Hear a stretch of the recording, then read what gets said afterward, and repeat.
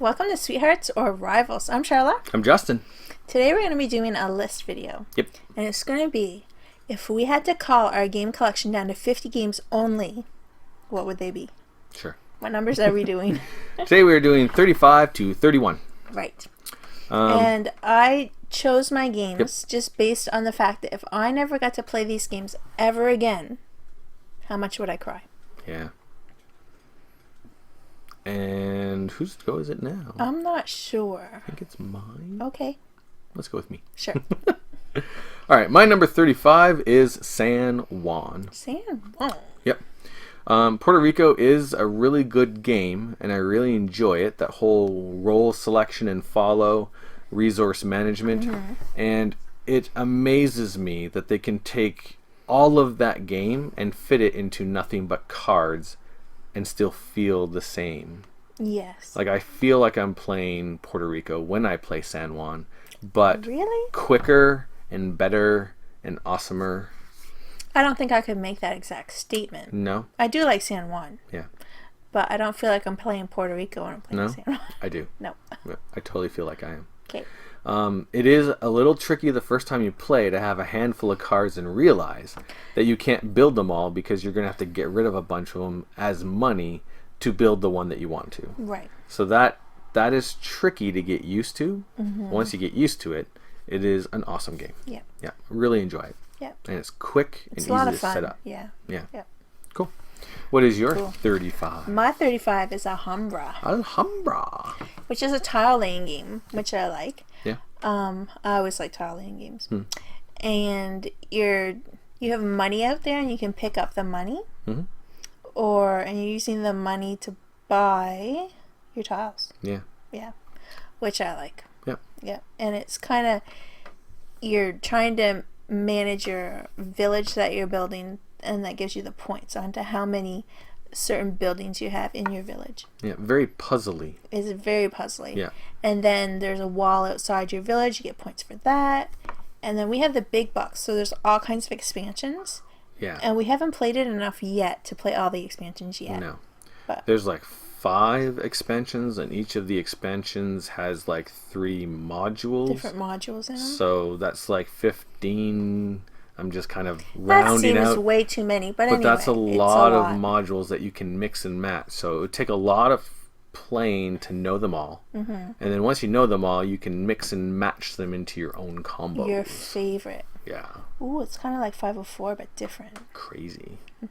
But it's a great little game. Yeah. Yep. So that was 35. Right? So What's my your 34? 34 is Stone Age. Nice. Yeah. Stone Age, great little game. Lots of worker placement, but unique worker placement. And I love the dice rolling because I love the chuck dice, but I like to be able to manipulate the dice. And the way that you manipulate them is like, I really need that resource. So instead of rolling 1 die and hoping I get it, I'm going to send 5 people out. And then you're chucking 5 dice. And you're going to get what you want. Hopefully you get a bunch. It's awesome. I love that. But sometimes you don't, and then your opponent player can laugh at you, and it's Yes. funny. It's true. Yeah. So, awesome game. It tends to go a bit long, I do find. It is a longer game. Really? Yeah. It's a longer game. But it's fun the whole time. It is fun the whole time. That's probably why I don't notice that it's a longer game. Yep. Yeah. Cool. What is your 34? My 34 is Grog Island. Oh, nice. Yep. Crossover. I like Grog Island quite a bit, actually, and for the same reasons that you said on the last video. The bidding is really cool, and it works with 2 players, which bidding normally doesn't work with 2 players. But you bid with your dice, and then it's just really cool how the dice influence what you can do out on the main board, your area control kind of part of it. And there's a little bit of resource collection and The whole hidden goal thing. The whole hidden goals. Yeah, that's cool. Yep. Yep. I really like it. And it's pirate themed, so. Yeah. That's fun too. Yep. Cool. So that was 34.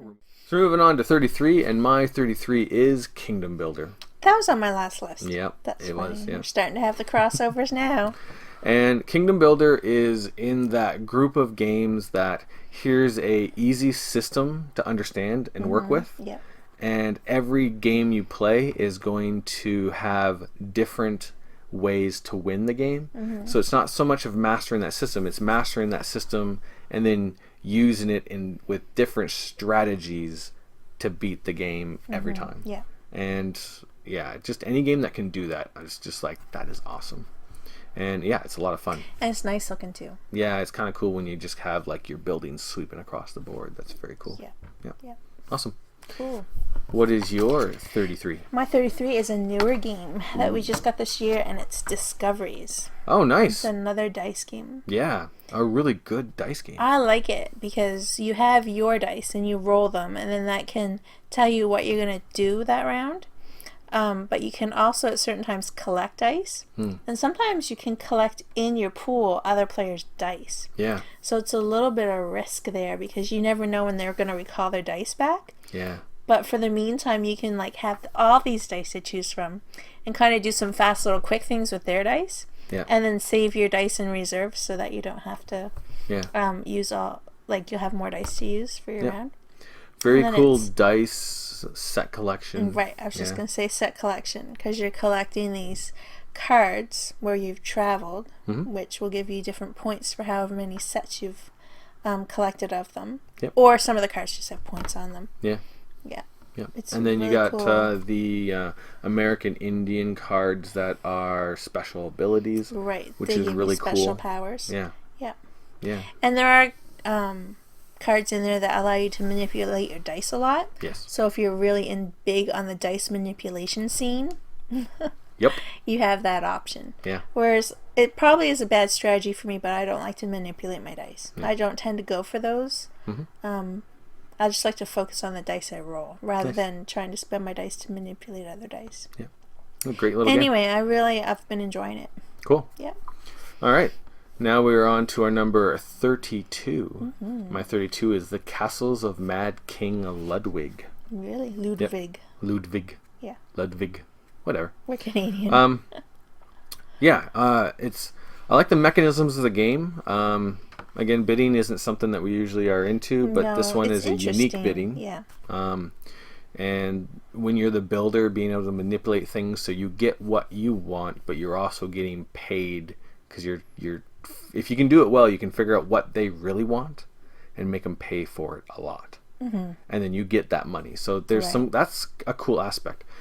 But what I really enjoy with the game, what really kind of blows it out of the water for me, is at the end of the game, looking down and seeing what you have created, and it just looks awesome. Yeah.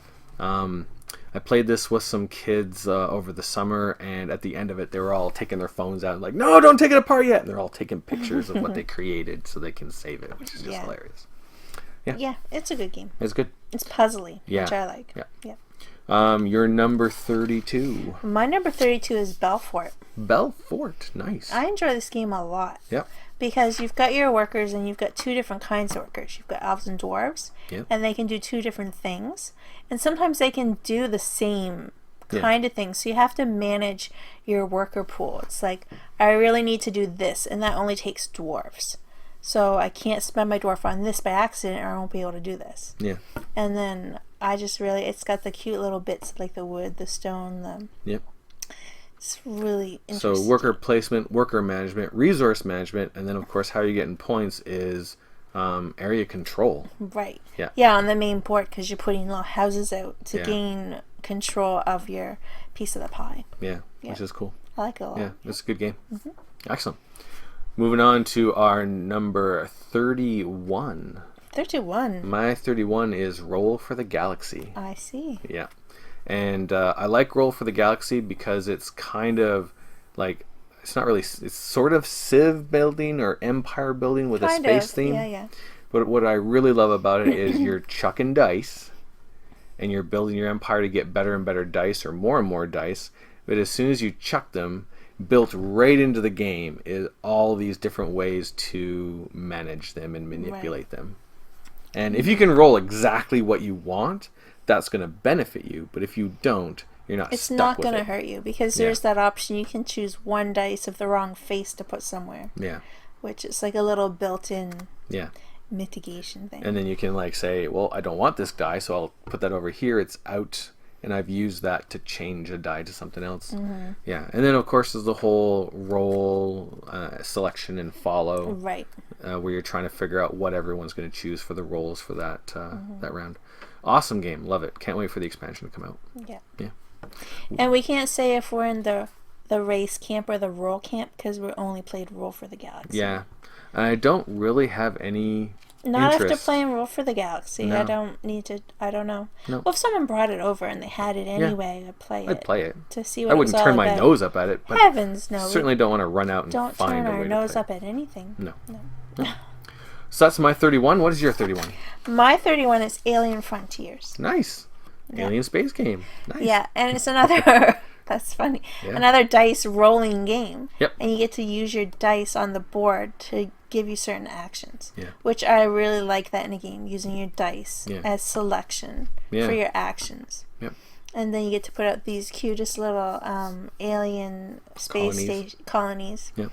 That's so awesome. And they have purple, which is awesome. Cool. Now, you like to play it more so with the expansion. Yes. But I'm still at the phase where I think I'd like to play more just the base game to learn more of to learn more of my strategy, how I like to Gotcha. play. But it's one of my favorite things is the dice selection action thing. Yeah, that's good. Yep. Good mechanism in the game. Yep. Cool. So that is our 35 to 31 in our top 50 games that if we had to cull our collection, these would be it, I guess. Right. I don't know why we'd ever have to do that, but just in case. Yeah. Good enough. So we're going to make another video and we're going to continue with our next 5. Right. So thanks for watching. Thanks a lot. We'll see you in the next video. Laters.